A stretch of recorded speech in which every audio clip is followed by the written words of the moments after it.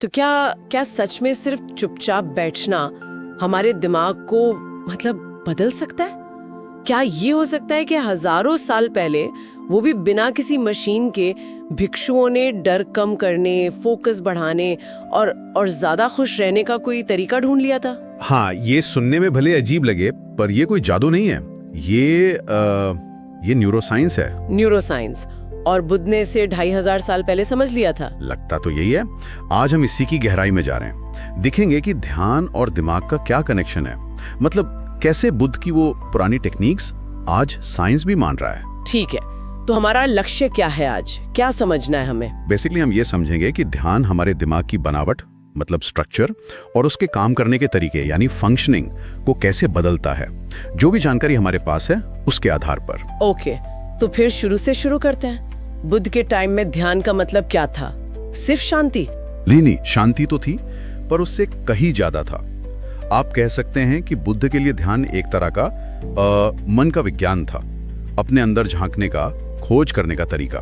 मन का विज्ञान, दिलचस्प है। हाँ, इसमें दो खास प्रैक्टिसेस थी। एक थी समत मतलब एकाग्रता, मन को शांत करना, फोकस करना, भटकने से रोकना। ओके, समत। और दूसरी थी विपस्सना। विपश्यना का मतलब है अंतर्दृष्टि, चीजों को वैसे ही देखना जैसी वो हैं, बिना किसी फिल्टर के, अपने मन को समझना। अच्छा, तो बुद्ध ने इनका इस्तेमाल क्यों किया? मतलब उनका लक्ष्य क्या था? उन्होंने इनका इस्तेमाल किया अपनी भावनाओं को समझने के लिए, दुख का कारण जानने के लिए, और वो जो मैं का भाव होता है ना कि ये मेरा है, उस भ्रम को समझने के लिए, और आखिरकार निर्वाण तक पहुंचने के लिए। निर्वाण यानी परम शांति। और अब हजारों साल बाद हमारे पास fMRI और EEG जैसी मशीनें हैं। बिल्कुल। तो ये मशीनें क्या बताती हैं? ध्यान करते वक्त दिमाग में क्या होता है? ये कमाल की चीज है। fMRI दिखाता है कि दिमाग के किस हिस्से में खून ज्यादा जा रहा है, मतलब कौन सा हिस्सा एक्टिव है, और EEG दिमाग की बिजली की तरंगे पकड़ता है। और मिला क्या इनसे? कुछ बहुत जरूरी बातें पता चली, जैसे जो लोग नियमित ध्यान करते हैं उनमें एमिगडाला ये क्या है?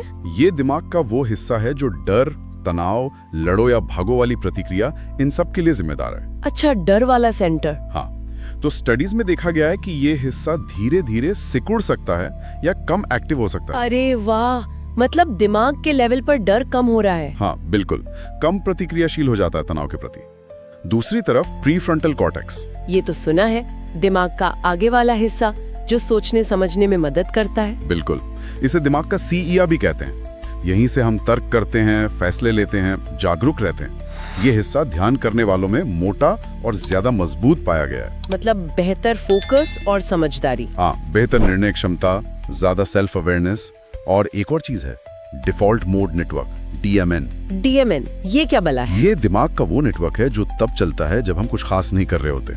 मन का भटकना, पुरानी बातें सोचना, फ्यूचर की चिंता करना, ये सब। अच्छा, वो मन कहीं और ही चला गया वाली स्टेट। एग्जैक्टली। ध्यान इस DMN को शांत करता है, कम भटकता है मन।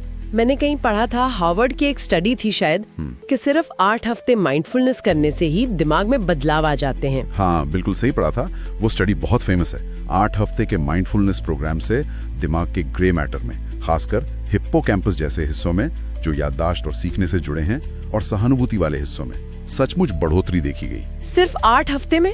ये तो कमाल है ना? और जब हम बुद्ध के लक्ष्यों और इन साइंटिफिक नतीजों को साथ रखते हैं तो कनेक्शन साफ दिखता है। कैसे, जरा समझाइए। देखिए, बुद्ध का लक्ष्य था दुख का अंत, और साइंस क्या दिखा रहा है? ध्यान से तनाव, एंजाइटी, डिप्रेशन कम होता है ना, दुख का अंत। हाँ, बात तो सही है। बुद्ध ने सम्मा सती यानी सही सजगता, माइंडफुलनेस की बात की।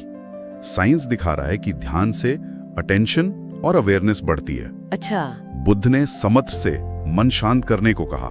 साइंस में हम देखते हैं कि ध्यान से हार्ट रेट कम होती है, कोर्टिसोल यानी स्ट्रेस हार्मोन कम होता है, और बुद्ध ने करुणा मतलब मेत्ता भावना बढ़ाने को कहा। साइंस में हम देखते हैं कि ध्यान से सहानुभूति बढ़ती है, दया का भाव बढ़ता है, शायद ऑक्सीटोसिन जैसे हार्मोन भी रिलीज होते हों। तो मतलब जो बात हजारों साल पहले अनुभव से कही गई थी, वो आज मशीनें कंफर्म कर रही हैं। ये तो विज्ञान से प्रमाणित अध्यात्म जैसा हो गया। बिल्कुल, आप ऐसा कह सकते हैं। अच्छा, तो बुद्ध ने कौन कौन सी ध्यान की तकनीकें सिखाई थी और आजकल कौन सी इस्तेमाल होती हैं? क्या वो जुड़ी हुई हैं? हाँ, बिल्कुल जुड़ी हुई हैं। बुद्ध की सिखाई तकनीकों में कुछ मुख्य हैं। आनापानासती, मतलब आती जाती सांस पर ध्यान देना, बहुत बेसिक लेकिन बहुत पावरफुल। हाँ, ये तो सुना है। फिर है मेत्ता भावना, मतलब मैत्री ध्यान, सभी के लिए अच्छा सोचना, करुणा का भाव जगाना। अच्छा। और विपश्यना, चीजों की असलियत को, उनकी अनित्य प्रकृति को देखना बिना जजमेंट के। और आजकल की टेक्निक्स जैसे वो MBSR वगैरह? हाँ, आजकल जो बहुत पॉपुलर हैं, जैसे MBSR, mindfulness based stress reduction, ये जॉन कबार्ड-जिन ने शुरू किया था। ये इन्हीं बुद्धिस्ट सिद्धांतों पर आधारित है, खासकर आनापानासती और विपश्यना पर। इसे तनाव कम करने के लिए इस्तेमाल करते हैं। और MBCT, mindfulness based cognitive therapy, ये डिप्रेशन को बार बार होने से रोकने में मदद करती है। ये भी उन्हीं मूल सिद्धांतों पर बनी है। ये तकनीकें अब अस्पतालों में, क्लिनिक में बाकायदा इलाज के तौर पर यूज हो रही हैं। मतलब बुद्ध की तकनीकें अब क्लिनिकल प्रैक्टिस का हिस्सा बन गई हैं। बिल्कुल। और भी कई स्टडीज हैं जो इन बातों को पुख्ता करती हैं। जैसे कोई और उदाहरण? हाँ, जैसे UCLA की एक स्टडी ने पाया गया कि जो लोग सालों से ध्यान कर रहे हैं, उनके दिमाग का ओवरऑल वॉल्यूम, मतलब आयतन, उन लोगों से ज्यादा था जो ध्यान नहीं करते, खासकर उन एरिया में जो अटेंशन और इमोशन रेगुलेशन से जुड़े हैं। अच्छा, दिमाग का साइज भी? हाँ, और ऑक्सफोर्ड यूनिवर्सिटी की स्टडी ने दिखाया कि MBCT डिप्रेशन के रिलैप्स को, मतलब उसके वापस आने के खतरे को 44% तक कम कर सकता है।